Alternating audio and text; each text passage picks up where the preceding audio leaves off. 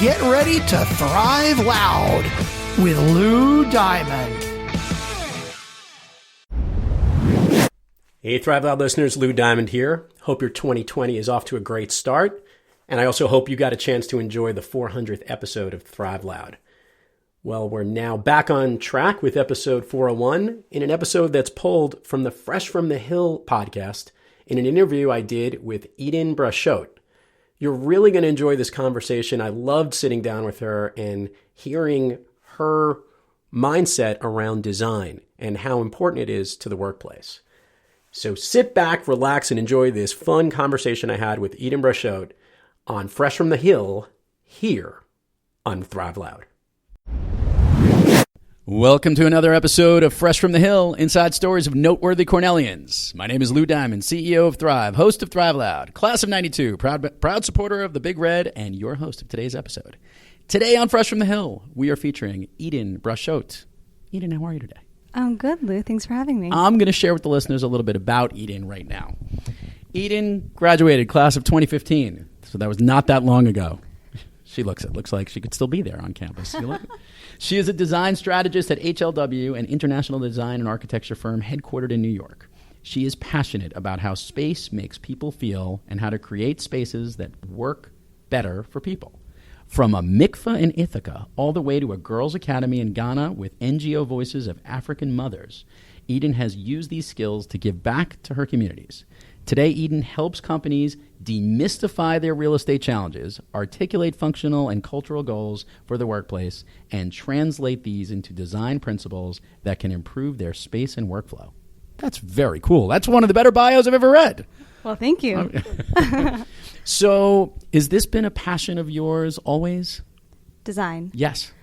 Design has always been a passion of mine. I actually have recently found in my bedroom old sketches of furniture that I wanted to design when I was old enough that I got to choose what my room should look like. Oh, wow. Yeah, it was, for a long time, I didn't know that it was a career.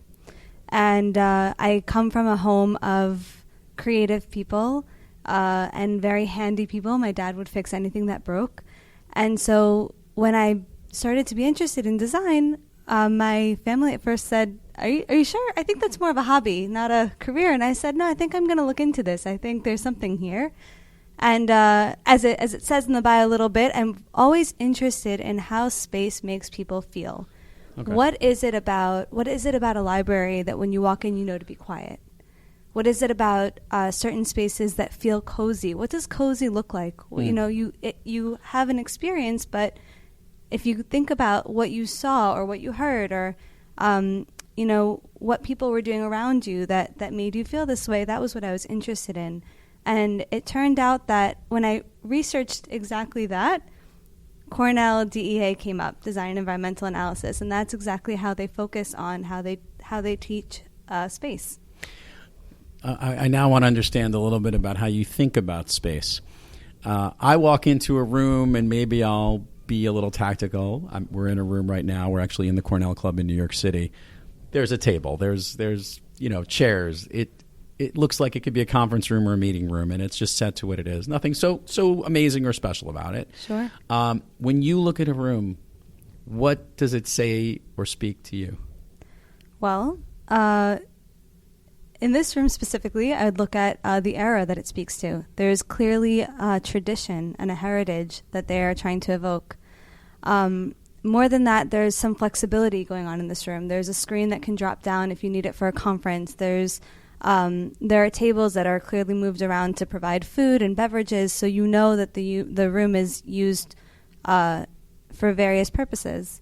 So even though it might be a simple kind of four walls and a big table in the middle, even in this room alone, we've set up a photo backdrop, food service, a podcast setup. So space, as much as it can be simple, it can still have multiple purposes, and you can design with that in mind without sacrificing things like tradition and heritage and the look and feel.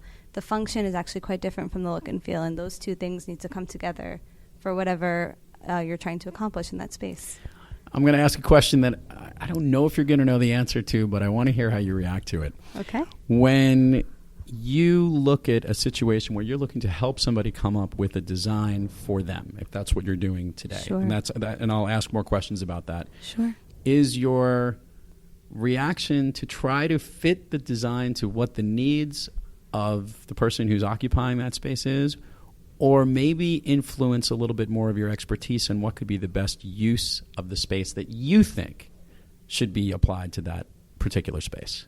That's a very perceptive question, Lou. And I think it really depends on the situation. And not to kind of throw that out, it depends. But when you're dealing with people and their personal needs, it's completely about understanding their needs. That's what I'm trying to take in.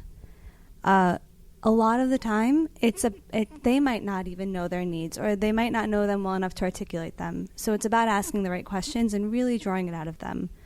And that can be done in a number of ways. It can be done asking some questions point blank. It could be done looking at shared resources, looking at photos, getting them to react. People react to photos, whether they consider themselves to be creative or not. In my experience, it doesn't matter what kind of person you are or what kind of person you think you are, you'll always react. And it's my job to take those reactions and understand them, categorize them, formulate them, and drive those reactions together, find trends in them that sort of tell me what your needs are if you can't tell me what they are. And when it comes to expertise, which was the second half of your question, so it's really about learning their needs. Expertise comes in handy for the most part around workplace. The reason that most clients seek out workplace strategists and kind of experts in that niche, in that part of the field, is for their expertise. It is to know what their peers and what their competitors are doing. So they might say, here's what we need, or here's what we think we need, here's what we want. Our priorities might be around traction and retention, attracting talent. They might be financially driven, or culturally driven. You know, a client might have a very strong brand, but then they might turn it to us and say, well, here's what we'd like ideally, but what do you think about that? And there's room kind of for the back and forth, but it really depends on the client's appetite. And at the end of the day, we are driving the function. We are trying to make a place that helps them function better or with ease. So hearing from them first is priority. Which do you like better? The question asking process, which is really the inquiry and trying to understand what the needs are of your clients, or the execution of what you heard and then coming up with the design? That's also a great question. I only ask good questions, Eden. This is going to be a tricky 25 minutes. No, but it's really both of them. And I think my favorite part of the process is kind of not to say all the above, but my favorite part of the process is their reaction to the solution. It's making their lives easier, right? And sometimes that's a quick process. I've dealt with clients where in a month we fixed their space. They were looking for quick solutions. We heard them. We turned it around. We gave them suggestions. They implemented them. Some solutions you can find on Amazon. So there were it was a quick fix. And for people to walk into their space and say, wow, I can, this is so much better. I can work better. I can concentrate better. I can collaborate better. It's that satisfaction that, or kind of making their world better for them is what drives me in my work. So it's the two together, right? Then it's figuring out what they need, giving them what they need, and seeing that end result. And sometimes it doesn't always work out. Sometimes we don't get it right, and we have to go back and we do what's called a post-occupancy evaluation and find out what exactly didn't go right, what's low-hanging fruit that we can solve right away, what do we need to spend a little more time analyzing, and that's the process. That's what it's about, yeah. So let's talk about the workforce today and workplaces today. Yeah. And I am a consultant as well, so I am in a lot of different work environments, and I have seen everything. Sure. I've seen old traditional stuffy from cubicles that break rooms out to the shared office space and, moving chairs and desks and rooms and walls to the point that it's very amorphous in that sense. Very amorphous. And to your point, culture and the clients and what they need are obviously going to dictate a lot of what that looks like. But we also have multi-generational workforces out there that have different needs, likes, wants, and desires. Absolutely. Okay. This is a challenging environment for someone like yourself. And now I've just backed into why someone like you is needed in this world. How do you bridge the generations in a workspace so that the workspace has the flow that works ideally for that company, but also for the people as well? Sure. That's a great question. I'm actually curious what you think about those kind of amorphous, as you said, workspaces. But I'll opine. Yeah? But I'll let you go first. Yeah, absolutely. So, a lot of, when it comes to function in the workplace, and the workplace is where we spend most of our time today, right? A lot of our needs turn out to be not generational, but rather human. Some of the latest trends that have been actually driving the workplace for a while now, things like a sense of purpose. I mean, who doesn't want to feel a sense of purpose when they get up in the morning, right? Millennials are notorious for wanting that, but everyone else seems to benefit just the same. And similarly, when an open workplace is done well, the focus is not on just taking down barriers. Some of it is, right? Taking down those cubicle walls. The focus is on supplementing with what we call activity-driven spaces. So if we're going to take away your cubicle, what are we giving you? And there's so much more that we give back than that we take away. And that can be everything from the right mix of meeting spaces, so you can have a cozy 2-person meeting that's VC-enabled, so you can talk to someone remotely. So many companies today are international. You can have the right room to have a 12-person meeting and not feel crowded. You can have the right, like a little phone booth that is completely soundproof, so you can go in there and talk about whatever private things you need, and no one can hear you. In fact, we have one in our office, and just for fun, sometimes we go in and scream, but somebody's standing outside just testing how loud we can get before someone can hear you.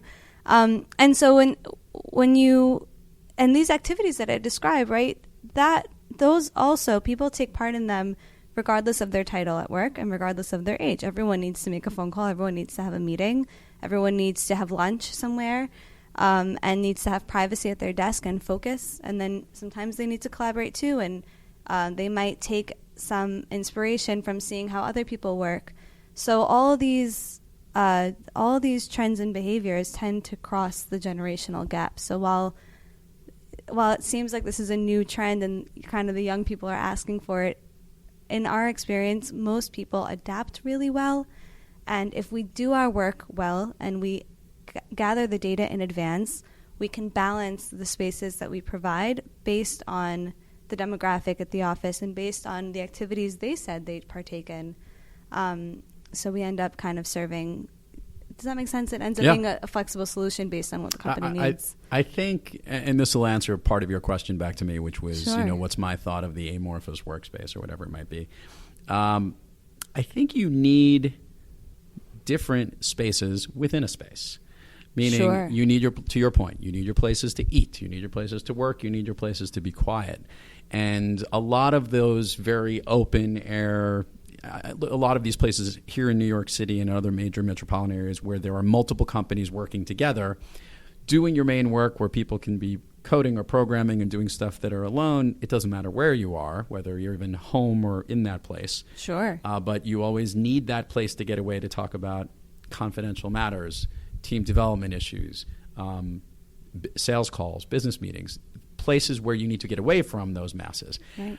A lot of those amorphous offices that aren't big enough to have other sections I've seen can be a little problematic, just because people are trying to find a well-defined place. Right. And not as many people can work in an unstructured office location, and they need those well-defined rooms and barriers. We grew up in a house with rooms.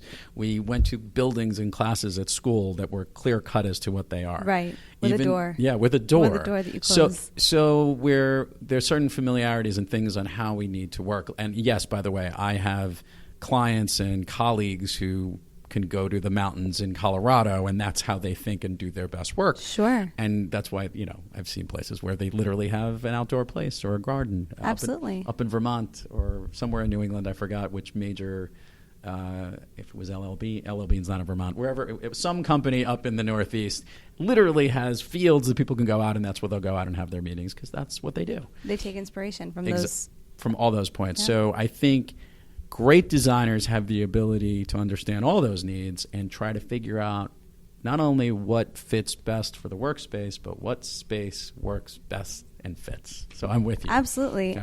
And to your point earlier about at which point do we make a recommendation kind of a little bit more firmly and say you really should do this?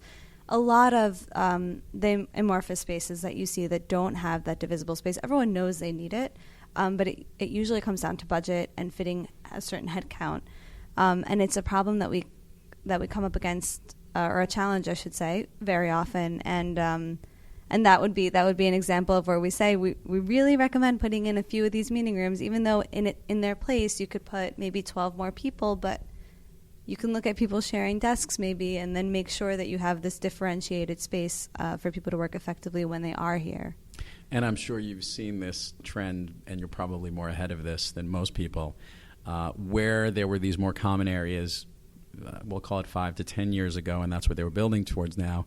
We seem to be becoming a little bit more structured now today in workspaces because they realized that might not have worked for all purposes.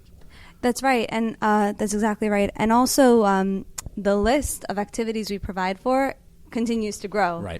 Right, from nap rooms to nap pods to various types of secluded environments that are still meant for you to focus on your laptop, but they look completely different because some people focus in a cafe environment and some people might focus in a lounge chair. Others might fall asleep in a lounge chair and they want like a hard desk, but it might be a desk that's in a different part of the building to get away from your team sometimes, and that's how you focus best. No one's tapping your shoulder.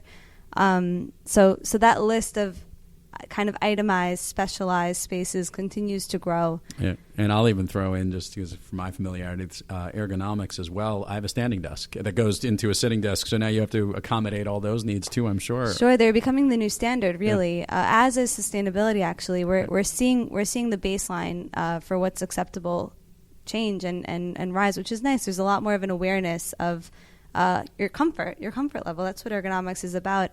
And your energy, to our point earlier, is that you come back from lunch and you're ready to fall asleep, but if you stand up instead, you give yourself that boost you need to make another 3 hours be productive. Yep. Yeah. So let's go back to the hill for a little bit, because you're not too far from there, and this is something that at least I've seen, having been there recently. Yeah. Depending on the building you're in within Cornell University, there's many different looks and feels of designs that are out there. So you, not only as a student, got to learn and study that when you were there, but you also got to witness what is probably 50 to 60 years of different different classroom look and feels, or Absolutely. Study rooms. Share with the listeners some of the things, I guess, that maybe you saw changes while you were there, or things that connected with you, marrying old and new. Sure. That's also a very perceptive question. I want to take this opportunity to give a shout out to Christy Mahoney, who is the Director of Facilities for Human Ecology. And the reason I think this is a perfect opportunity to bring that up is that as a student of human ecology, a design student, whenever there were Martha Van Rensselaer Hall, MVR Hall, was constantly undergoing change, and this is one of the older colleges on campus, so they did have rooms that were much older, and because the building is so heavily utilized, they couldn't just vacate and renovate, right? They had to renovate in pieces. Right. And so then you really did have that old and new right next to each other on the same floor sometimes. Just one part of the hallway was renovated and the other wasn't. But the great thing that they did, I think they did so well, was turn to the students when they wanted kind of advice or fresh ideas. And I don't just say that because I was a student. The spaces that resulted were so unique. There are, I don't know when the last time was that you went back, but there's the Commons that connects between HEB, the new building, and MVR, and that space is 116 feet long, and I believe it's about 3 stories high, but one void without kind of any mezzanines inside. So at first they had this great opportunity to connect the buildings indoors, which we know is very important in Ithaca, snowy Ithaca. And then they said, well, we had an opportunity to connect the buildings, but what an awkward space we have.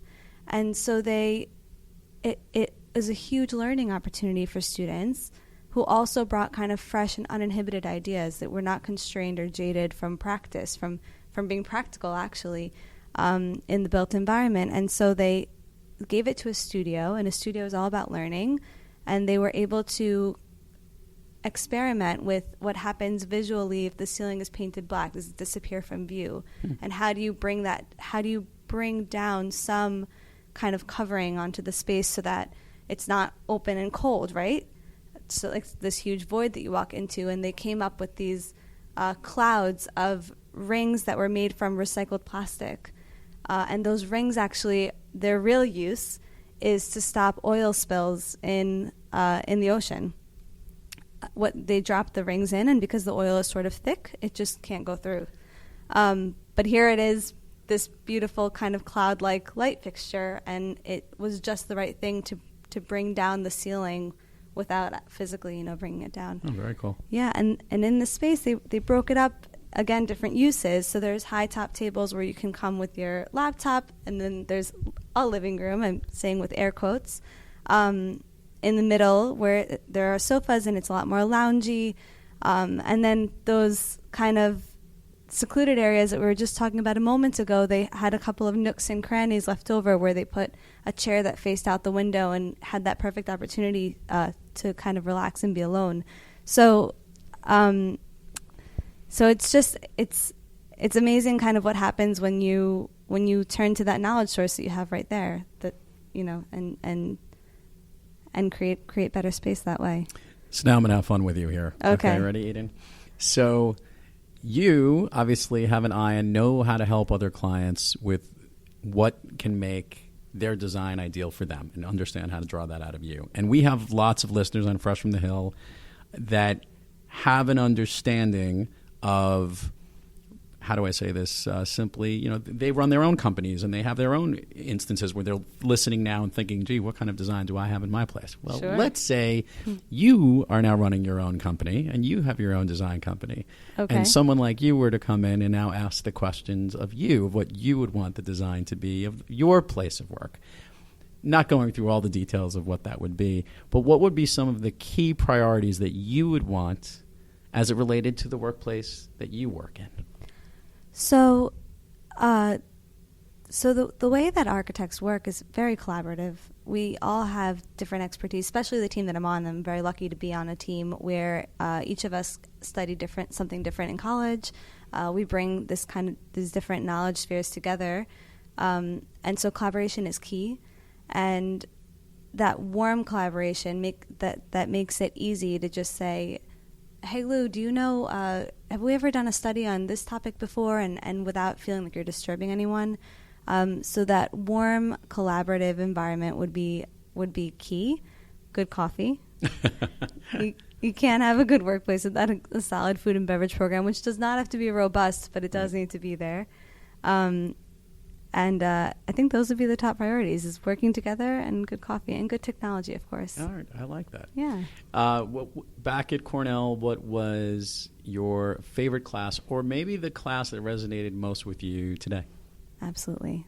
My favorite class, there were very many. My favorite class was Adaptive Reuse with Rhonda Gilmore. This was one where she identified a real site for us in Rochester that was landmarked. And landmarked buildings have a million rules regarding like their preservation. And she brought us there, and there were about 12 of us in the studio. We were each to come up with our own design or our own concept for what the use would be of the building. If it had some retail at the bottom and what the above was. Most of us chose, I think, a hotel because of the structure of the building. But Rhonda would do this amazing thing where she looked at your floor plan and she would draw as she spoke, and she would sketch everything, like simple things like a circulation path where people are walking through the building, which would, is basically just a line, to detailed furniture, and she might draw out a focus point and draw for you what that millwork detail, the wood construction of that would be. At the same time, all while she's walking you through your floor plan and the corrections she's making and why. And her explanations were along the lines of, walking in and moving over a wall and saying, this wall needs to move over because this is a nook where the person walks in and they want to get a coffee before they do what they're about to do. And she's just telling this story as she goes through the floor plan that really brought together that the initial reason that I ever wanted to come to DEA at Cornell, which was people and space. What is a person doing when they walk in and they see this sculpture? How does it make them feel? Okay, and then they walk over and they want to check their code. Is there a place for that? Did we provide for them there? And and where is coffee? And how far do they have to go? And what does that look like? And just really bringing together people with space. I like that. Eden, when you have an off day, and judging by your smile and the fact that you always seem to be upbeat in the time we've gotten to know each other, I can't imagine you ever do have an off day. Oh, thank you. But when you are not quite right and you need to get back on the right track, what practice do you seek or what person do you seek out to help you get back on the thriving track? Absolutely. I love bringing it back to thrive. I love that. Well, so there are two things. If I'm in the workplace, I've got to bring it back to that collaboration. Like I said, I'm very lucky to be surrounded by such a team of smart and driven people that if there's ever an off day or struggling with a client, you could turn to the person next to you, or I should say I turn to the person next to me, and they come over to my screen and they just solve it right there, and kind of co-creating that is immediately energizing. And if that doesn't work, I usually turn to my nephews. I've got 5 nephews and a niece. Yeah, 5 nephews and a niece. So I think you have kids as well, and you know that kids are they're so bubbly. My kids are about this big now, but they were bubbly. a little bit bigger. But they were. I remember the bubbliness. Yes. Yeah, and as soon as they're in the room, or even on FaceTime, they're so happy. It's so contagious. It just makes all of your troubles seem small, right? Oh, that's great. Eden, share with the listeners all the places people can find you, websites, URLs, social media, everything. We'll put it on the show notes, but it always sounds better when it comes from you. Absolutely. So email is really easy. I'll always respond. My Cornell net ID is evb7@cornell.edu. You're the 7th EVB in the entire, alphabetical listing of that, I guess so. V is kind of an odd letter, right? Yeah. Instagram, always Eden is the handle, and people can find me on LinkedIn as well. Excellent. What are you looking forward to most as it relates to your career, projects or things that you want to do that you've maybe got a glimpse at, or are there challenges that you're excited to as it relates to design or some of your passions? So I'm excited to hone in on certain areas of expertise more and watching them evolve. So one of the biggest topics we are hearing about now more and more in the workplace is equity. Mm-hmm. So there's like universal design, and there's kind of thinking of different user groups in your space. And then one level above that, way above that, is equity in the workplace and creating a space where every type of human can thrive. And one kind of, it would occur to someone to, if you wanted to do that, would be to ask those user groups, right? But when you do that, you're putting the onus on them to tell you about their difficulties or to tell you about any challenges they have, and that's not really very fair to ask them to do, right? Especially, it's kind of ironic. What you're trying to do is make everything more pleasant for everyone. So there's certain topics like this that are really starting to unfold in the workplace, and they're very specific, and I'd love to kind of see where that takes us and how much we can make space better for people, for all people. Oh, I like that. Huh. Eden, this has been a total fun. Have you had fun? This has been excellent. I've had so much fun. Well, thank you for coming on the program today. Thank you so much, Lou. And to all our listeners out there, keep thriving onward and upward. And remember, be brief, be bright, be gone. You've been listening to Thrive Loud with your host, Lou Diamond. Make sure to subscribe wherever you listen to your podcasts, and check us out on the web at thriveloud.com, or follow us on Instagram, LinkedIn, Twitter, and Facebook at Thrive Loud.